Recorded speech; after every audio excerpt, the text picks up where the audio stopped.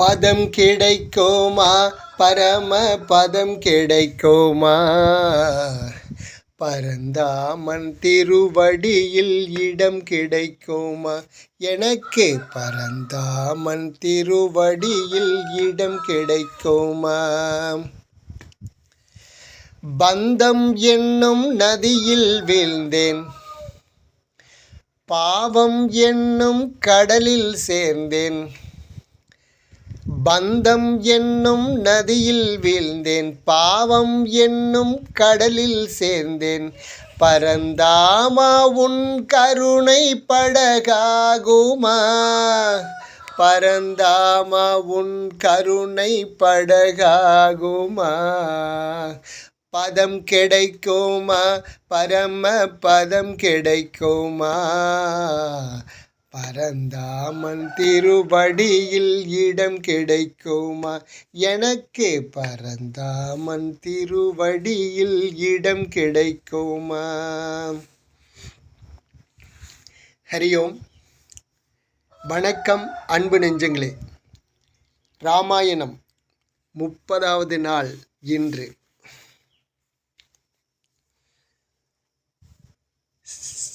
லட்சுமணன் சென்றவுடன் ராமனுடைய அலறல் சத்தம் கேட்கிறது. லட்சுமணா லட்சுமணா ஏ சீதா ஏ சீதா என்று அலறல் சத்தம் கேட்கிறது. இதை கேட்டு துடித்து போய்விடுகிறாள். இது ராமன் தான் ஏதோ ஆபத்தில் மாட்டிக்கொண்டார், நீ போய் பாரு என்று சொல்லி லட்சுமணனை கண்டபடி திட்டி அனுப்பிவிட்டு, அப்போது சீதா அந்த குடிலில் தனியாக இருக்கிறாள். சீதாவுக்கு லட்சுமணனை குறைந்தது 20-22 வருடங்களாக தெரியும். தனக்கு கல்யாணம் ஆகிய அயோத்தியில் 10 வருஷம், இந்த ஆரண்யத்தில் 10 வருஷம், கிட்டத்தட்ட 20 வருஷம் லட்சுமணன் கூடவே இருக்கிறார். 20 வருஷமாக ஒரு நாளில் ஒரு நொடியில் கூட அவன் சீதாவை தப்பாக பார்த்ததில்லை, தப்பாக பேசியதில்லை. ஆனால் ஒரு செகண்ட், ஒரே ஒரு நாள் இந்த சந்தர்ப்பம் இவ சொல்லி அவன் கேட்க மாட்டேங்கிறான். கேட்காததுக்கு காரணம் என்ன? அண்ணன் சொல்லிவிட்டு போயிருக்கிறார், அதை மீற மாட்டேன் என்று சொல்கிறான்.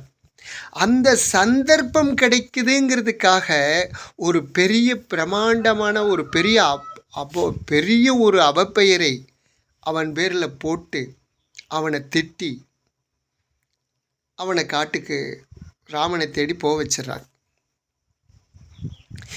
நான் போகலைன்னா நான் தற்கொலை வண்டிக்குவேன்.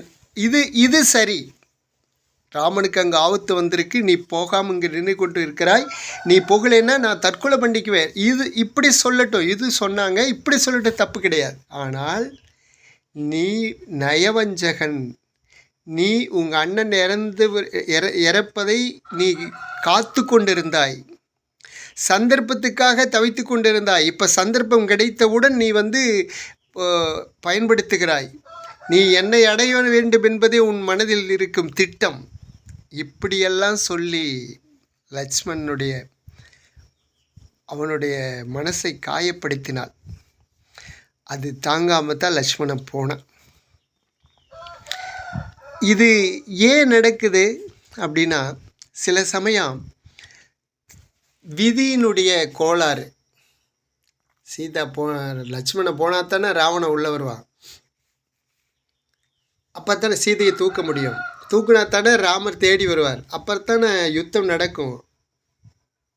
அப்புறம் தானே ராவணனை அழிக்க முடியும். இது ராமாயணத்தினுடைய கதை, விஷ்ணு அவதாரத்தினுடைய வடிவம். அப்போ இது நடந்தே ஆகணுமே. அப்போ நடக்கிறதுக்கு எது தடையாக இருக்குதோ அந்த தடையை நீக்கணும். இப்போ லக்ஷ்மணன் போக மாட்டேங்கிறார். போனால் தானே கதை நடக்கிறதுக்கு வழி கிடைக்கும். அதனால் விதியின் காரணமாகவும் சீதா இந்த மாதிரி பேசியிருக்கிறாள். லட்சுமணன் அக்கட்ட போன உடனே அடுத்த நிமிஷம் பிச்சாந்தேகி பிச்சாந்தேகி அப்படின்னு ஒரு சந்நியாசி போல வேடமிட்ட ராவணன் உள்ளே வருகிறான் பிச்சை கேட்டு. பாருங்கள், சந்திரனை, சூரியனை, வாயுவை, இந்த உலகத்தில் இயங்கிக் கொண்டிருக்கிற அத்தனை சக்திகளையும் தன் வீட்டு வாசப்படியில் நிற்க வைத்து அதுகளுக்கெல்லாம் வேலை கொடுக்கக்கூடிய ஒரு பெரிய அரக்க மந்திரவாதி. ஆனால் சாதாரண ஒரு மனிதனுக்கு பயந்து கொண்டு, ஏனென்றால் இவன் வாங்கிய வரத்தில் மனிதனை மறந்து விட்டான். மனிதன் போடி அவன் என்ன வண்டி போடுறான் அப்படிங்கிற எண்ணத்தில் விட்டுட்டான். இப்போ மனிதன் ரூபத்தில் வந்திருக்கிறான், மிகப்பெரிய பழைசாலி. தனக்கு ஒரு ஆபத்து வந்து விடுமோ என்று மனித இல்லாத போது, கேவலம் ஒரு பெண் தனியாக இருக்கும்போது அவளை தூக்கி கொண்டு போக வருகிறான். அது எப்படி வருகிறான்? நேராக உள்ள போய் நான் ராவணன் தெரியுமா வா அப்படின்னு தூக்கலை. அவன் என்ன பண்ணுறான்? பிச்சை பிச்சை பிச்சை கொடுமா, பசி அப்படி.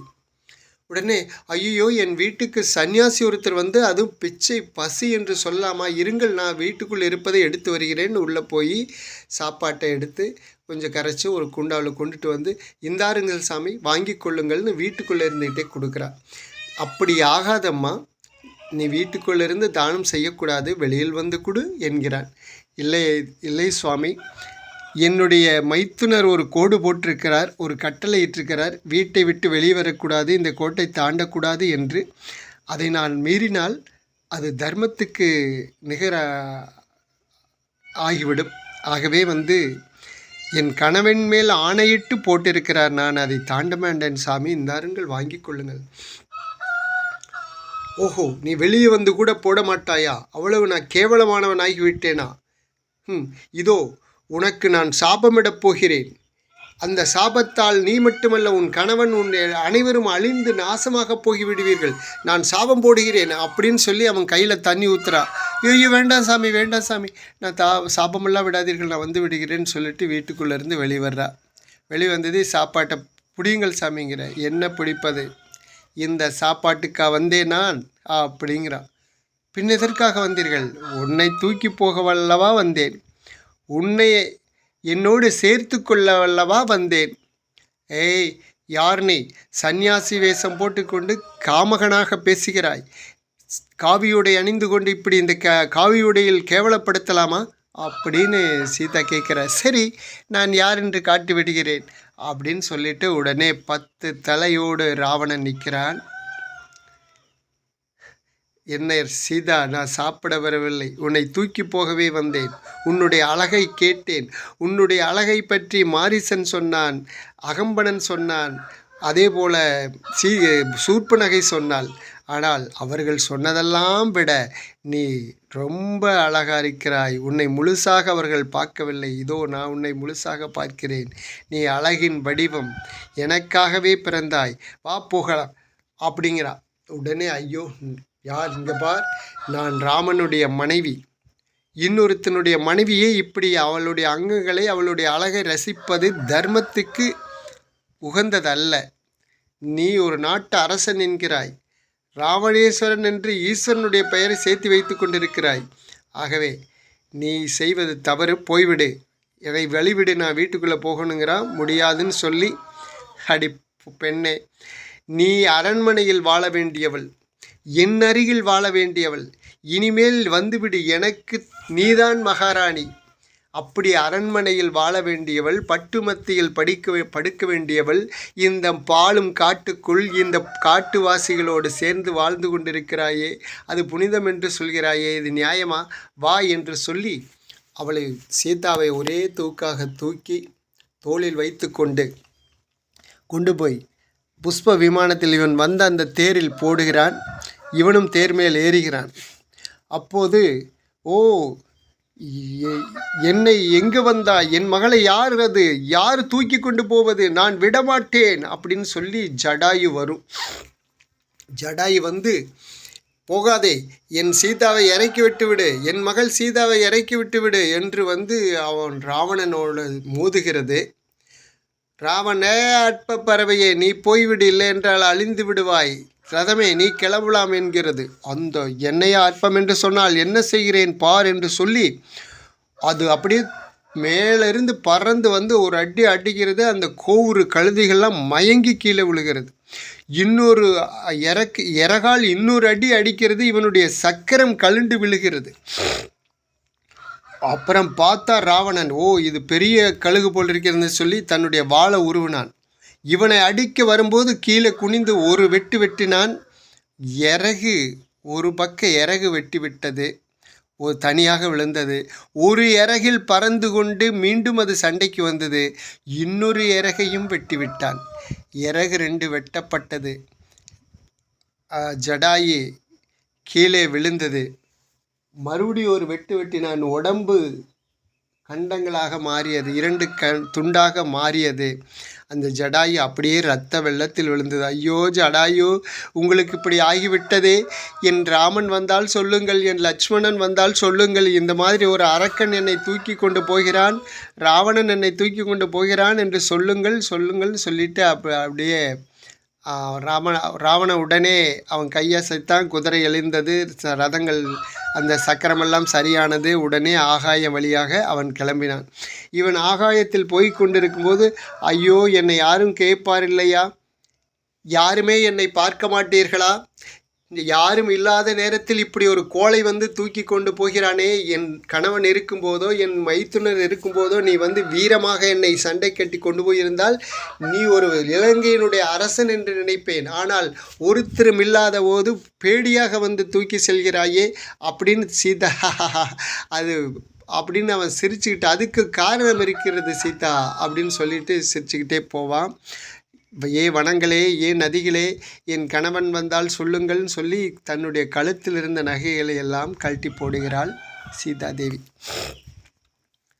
அப்போது இது இப்படி சீதாவை வந்து ராவணன் கடத்தி கொண்டு போய்விட்டான்.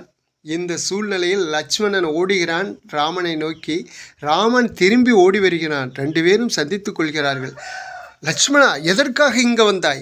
அண்ணா, உங்கள் அலறல் கேட்டு நான் அதுதான் ஓடி வந்தேன். என் அலறல் உனக்கு தெரியாதா? என் குரல் உனக்கு தெரியாதா? நான் பயந்து கத்துவேனா? அண்ணா, நான் என்ன சொல்லியும் அண்ணி கேட்க மாட்டேங்கிறார்கள். நான் போயே ஆக வேண்டும், உங்களை பார்த்தே ஆக வேண்டும், அடம் பிடிக்கிறார்கள். அதுவே ஓடி வந்தேன். லட்சுமணா, இது ஏதோ ஒரு விபரீதம் இருக்கிறது. மானாக வந்தவன் சாதாரண ஆளில், ஒரு பெரிய அரக்கன். ஏற்கனவே நம்மகிட்ட அடி வாங்கி கொண்டு ஓடியவன் அவன். ஆகவே அவன் திட்டமிட்டு நம்மளை இங்கே அனுப்பியிருக்கிறான் என்றால் சீதா தனியாக இருக்கிறார், ஏதாவது ஆபத்து நிகழும், வாய்ப்பு ஓடி பார்ப்போம் வா என்று சொல்லி ஓடுகிறார்கள். லட்சுமணா, நான் எவ்வளவு சொல்லியும் நீ வந்திருக்கக்கூடாது அல்லவா? அண்ணா, நான் அண்ணி என்னை போகவில்லை என்றால் நான் தற்கொலை பண்ணிக்குவேன் என்று அடம் பிடிக்கிறார்கள். நான் அதுக்கு மேல் அங்கே இருக்க முடியாது, அதனால்தான் ஓடி வந்தேன். இப்படி தவறு செய்து விட்டாய் லட்சுமணா. சரி, போய் சீதாவை பார்க்கலாம் வா என்று 2 பேரும் ஓடுகிறார். அங்கே போய் பார்த்தால் அங்கே அந்த சாப்பாடு கொண்டு வந்தது அப்படியே அந்த வாசலில் அந்த குண்டாவோடு சாப்பாடு கொட்டி கிடக்கிறது. சீதா தலையில் வைத்த பூவெல்லாம் அருந்து கிடக்கிறது. உள்ளே போய் பார்த்தால் சீதாவை காணாம். சீதா சீதா என்று தேடுகிறார்கள். அப்போது ஓடி வருகிறார்கள். சீதாவை காணாம். நதி பக்கம் ஓடி இருப்பாளோ. 2 பேரும் ஓடி இந்த பக்கம் ஓடுகிறான், ராமன் இந்த சைடு ஓடுகிறான். ஆளுக்கு ஒரு பக்கம் தேடுகிறார்கள். அப்பவும் காணவில்லை. அப்போது ராமா ராமா என்று அலறல் குரல் கேட்கிறது. ஓடிப்போய் பார்க்கிறார். அங்கு ஜடாயு உயிருக்கு போராடி கொண்டிருக்கிறார். அப்போ ஜடாயு சொல்கிறார், ராவணனை போன்ற ஒரு அரசன் வந்து சீதாவை தூக்கி கொண்டு போகிறான். அநேகமாக அவன் தென் திசையை நோக்கி போனான். புஷ்ப விமானத்தில் போனான். ஆகவே அவன் யாரு? இலங்கையினுடைய அரசன் என்று நான் கேள்விப்பட்டிருக்கிறேன். அவன்தான் தூக்கி கொண்டு போகிறான். மகனே, இந்த தகவலை சொல்வதற்காக நான் என் இறைவனிடம் பிரார்த்தனை பண்ணி கொண்டிருந்தேன். நீ வரும் வரை என் உயிரை எடுக்கக்கூடாது என்று கடவுள் எனக்கு உதவி செய்து விட்டார். இனி நான் போக வேண்டிய இடத்துக்கு போகிறேன் மகனே. நீ சீதாவை தேடி அழைத்து வா என்று சொல்லி ஜடாயு உயிரை விட்டுவிட்டது. இவர்கள் இருவரும் அந்த ஜடாயுடைய உடல்களையெல்லாம் சேர்த்து ஒரு அதுக்கு மேல் மரக்கட்டைகளை அடுக்கி தீ வைத்து தன் தந்தைக்கு செய்ய வேண்டிய ஈமக்கடங்கு என்னவோ அதெல்லாம் செய்து அந்த ஜடாயு எரிக்கிறார்கள். எரித்துவிட்டு மீண்டும் தென் திசையை நோக்கி சீதாவை தேடி 2 பேரும் ஓடுகிறார்கள். மீண்டும் இனிமேல்தான் அவர்கள் பல நல்லவர்களை சந்திக்கப் போகிறார்கள். அதில் முதலில் சந்திப்பது ஆஞ்சநேயர். அதுக்கு பின்னாடி ஒவ்வொருத்தராக சந்திப்பார்கள். ஆஞ்சநேயனுக்கு முன்னாடியே ஒரு பாட்டியை சந்திக்கப் போகிறார்கள். சபரி பாட்டி, சபரி அம்மா. நாளை அந்த விஷயத்தை பார்ப்போம். நன்றி, வணக்கம். நன்மையும் செல்வமும் நாளும் நல்குமே, திண்மையும் பாவமும் சிதைந்து தேயுமே, ஜென்மமும் மரணமும் இன்றி தீருமே, இன்மையே ராமா என்ற 2 எழுத்தினாலே, இன்மையே ராமா என்ற 2 எழுத்தினாலே. ஸ்ரீராம ராம ராமேதி ரமே ராமே மனோரமே, சகஸ்ரநாம தத்துல்யம் ராமநாம வராணனே. ராம் ராம் ராம்.